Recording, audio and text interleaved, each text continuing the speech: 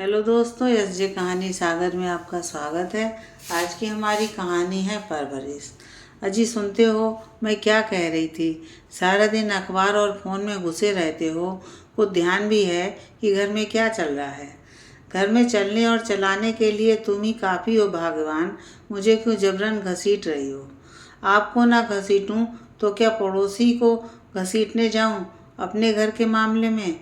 यहाँ जाने क्या चल रहा है और आपके कान पर जूं तक नहीं रेंग रही है।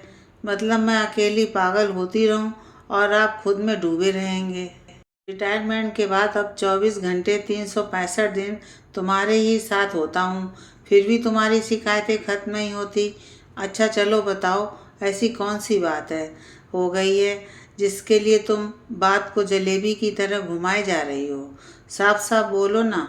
मयंक और बहू जो रोज रोज कह रहे हैं उस पर आपका ध्यान नहीं जा रहा? इतने भी भोले तो नहीं हैं आप। जब से मानसी आकर गई है, उठते बैठते दोनों यही चर्चा कर रहे हैं कि हमारा इतना छोटा सा तो परिवार है और फिर भी सब लोग इकट्ठे हों तो घर छोटा पड़ जाता है। घर छोटा है, घर छोटा है, 100 बार बोल चुके हैं दोनों, पर आपको सच में कुछ समझ में नहीं आया क्या? बहू उस दिन मानसी के जाने के बाद कह रही थी ना कि हमें इस पर गंभीरता से सोचना चाहिए कि अब हमारे लिए ये घर छोटा पड़ रहा है। हाँ बोलते तो हैं, और इसमें गलत भी क्या है? जिस समय ये 2 BHK घर मैंने खरीदा था उस समय इतनी ही औकात थी मेरी, और तब दोनों भाई बहनों की शादी भी नहीं हुई थी तो ज़्यादा दिक्कत नहीं होती थी। अब कभी कभी मानसी दामाद जी और बेटे के साथ आती है। मयंक और बहू हैं तो हमें हाल में एडजस्ट करना पड़ता है। शायद यही बात मयंक और बहू को अखर रही होगी। अखर ही नहीं रही, वो लोग हर शाम ऑफिस के बाद घर देखने भी जा रहे हैं। कल भी देखा ना आपने, कितने सारे फ्लैट के पर्चे लेकर लौटे हैं। बहू बोल रही थी एक फ्लैट तो बहुत पसंद आया है, आप लोग और दीदी जीजा जी देख कर ओके कर देंगे तो ले ही लेंगे हम। मयंक भी बोला हाँ मम्मी, बहुत अच्छी लोकेशन भी है और अच्छी सोसाइटी भी। तो अच्छी बात है ना, हमारे बच्चे इतने समझदार हो गए हैं, घर पसंद कर आए। तुम्हें तो खुशी होनी चाहिए, उल्टा तुम शिकायत कर रही हो। अरे घर खरीद रहे हैं, ये दुख की बात नहीं है।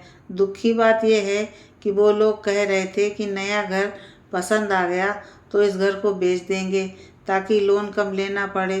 तो इसमें भी क्या गलत है?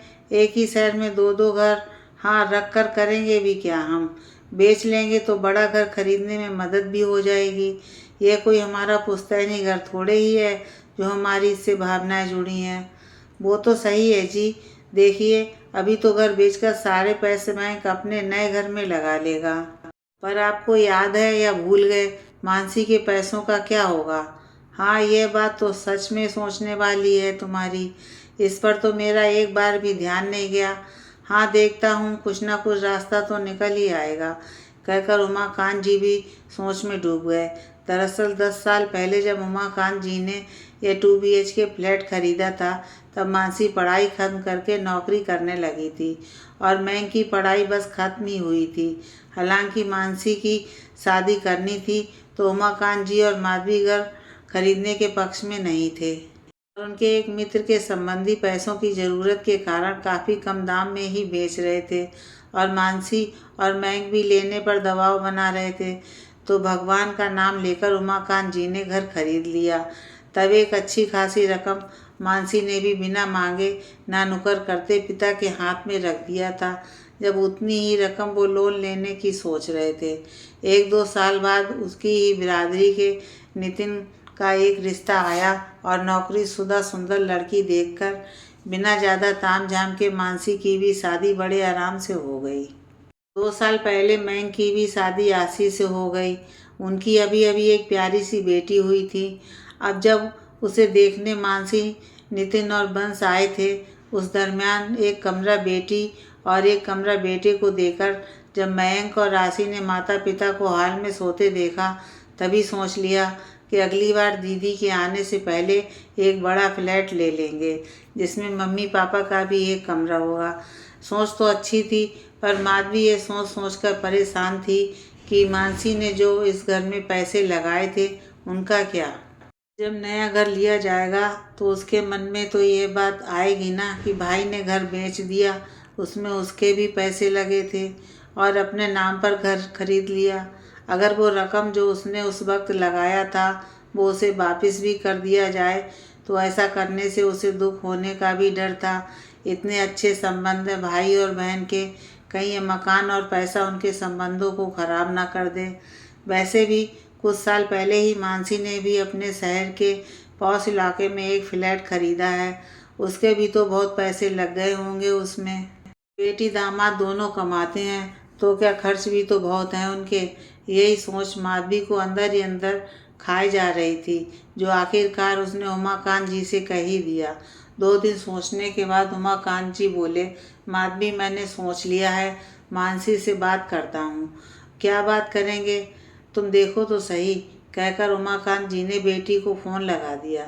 सबके बारे में पूछने के बाद बोले, बेटा तेरा भाई तो ये घर बेचना चाह रहा है, इससे बड़ा घर खरीदने के लिए।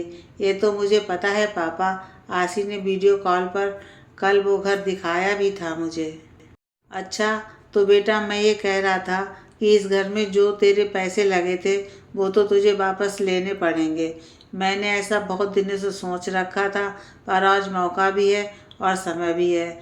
तू अगर अपना अकाउंट नंबर दे देती। ओ पापा, मुझे भी तो आपको कुछ लौटाना था। क्या? अपना ये शरीर, अपने संस्कार, अपनी शिक्षा दीक्षा और अपनी नौकरी। आपके पास ये सब वापस करने के लिए जो अकाउंट है उसका नंबर देंगे क्या? बेटा तू भी ना, मैं तो बस इतना ही कह रहा था कि पैसों में हमेशा साफ सुथरा रहने से रिश्ते कभी खराब नहीं होते। नहीं नहीं, मैं भी तो हिसाब किताब बराबर करने की बात कर रही हूँ पापा। आप पैसे वापस करो, मैं ये सब वापस करती हूँ। शादी से पहले ही तक तो वो मेरा घर था क्या पापा? क्या नए रिश्तों को निभाने की यही शर्त है, पुराने रिश्तों को छोड़ देना? घर बदल जाएगा तो क्या मायके और रिश्ते भी बदल जाएंगे? रुलाएगी क्या अपने पापा को? देख बिट्टो, थोड़ा व्यवहारिक होकर सोच। तूने भी तो अभी घर खरीदा है, तेरे पर भी खर्चे हैं, जिम्मेदारियां हैं। माना मैं तेरा भाई है, पर वो भी तो अब शादीशुदा है, उसे भी तो अपनी जिम्मेदारियों का एहसास होने दे। पापा, आप वही हैं जो हमें बचपन में कहते थे कि तुम दोनों भाई और बहन हमारी 2 आंखें हो, एकदम बराबर। मुझे समझाते थे कि अपने छोटे भाई का हमेशा ध्यान रखना, वो जितनी हमारी जिम्मेदारी है उतनी ही तुम्हारी भी। उस जिम्मेदारी से निवृत्त कब कर दिया आपने मुझे पापा? आप अपने पैसे वापस मांगते हैं क्या मयंक से, या मुझसे कभी पैसे मांगे आपने? और हाँ, अब मयंक भी छोटा बच्चा नहीं रहा पापा। आपको पता है, जब मैंने घर खरीदा था तो वो एक चेक पकड़ा कर गया था मुझे, और मुझे आप दोनों से भी बताने को मना कर गया था। जैसे बचपन में मुझसे अपनी बदमाशियां बताने के बाद आप दोनों को ना बताने की प्रॉमिस करवाता था। कहते कहते मानसी की आवाज़ रुंध गई। अच्छा, अब ना मैं कितना बड़ा हो गया। हाँ, और आप कहते हैं पैसे वापस ले लो। उतने पैसों में भाई मिल जाएगा क्या पापा? माधवी, हम शायद अब तक अपने बच्चों को कम करके आंक रहे थे। हमसे ज़्यादा समझदार हैं हमारे बच्चे, और हमें इनके बीच में पड़ने की कोई ज़रूरत नहीं है। ये संभाल लेंगे अपने रिश्ते हमारे बाद भी। उमाकांत जी ने फ़ोन रखने के बाद संतोष भरे शब्दों में माधवी को समझाया। तो माधवी भी भावुक हो उठी। एक 3 कमरों का खूबसूरत फ्लैट सबकी पसंद से तय हुआ, वही जिसे वीडियो कॉल पर मानसी और नितिन ने भी देखा और सराहा था। रजिस्ट्री वाले दिन सब तैयार होकर पहुँचे। सारी औपचारिकताएं पूरी करने के बाद जब मयंक ने उमाकांत और माधवी के दस्तखत करने के लिए कहा तो वो दोनों मयंक और आशी का मुंह देखने लगे। पापा जी, मम्मी जी, पहली बात तो घर भी आपके नाम से था, तो ये भी आपके नाम का ही होगा ना। दूसरी बात, इससे आपको ऐसा लगेगा कि आप हमें रख रहे हैं जैसे अब तक रखते आए हैं, हम आपको नहीं। तो इतना क्यों सोचना, कर दीजिए ना दस्तखत। उमाकांत माधवी की आंखें झिलमिला उठीं। दस्तखत करते करते उन्हें तो लगा था मयंक अपने और बहू के नाम पर घर लेगा, पर सच में आज एहसास हुआ उनकी परवरिश सफल रही। बेटा बेटी सच में उनकी 2 आंखें ही हैं, और उतने ही अच्छे हैं दोनों के जीवन साथी। जो उन्हें रिश्ते निभाने में बराबरी की भागीदारी दे रहे हैं। उनकी दोनों आंखें आज और अच्छे से खुल गई हैं और उन्हें इस कलयुग में भी खूबसूरत रिश्ते दिखा रही हैं।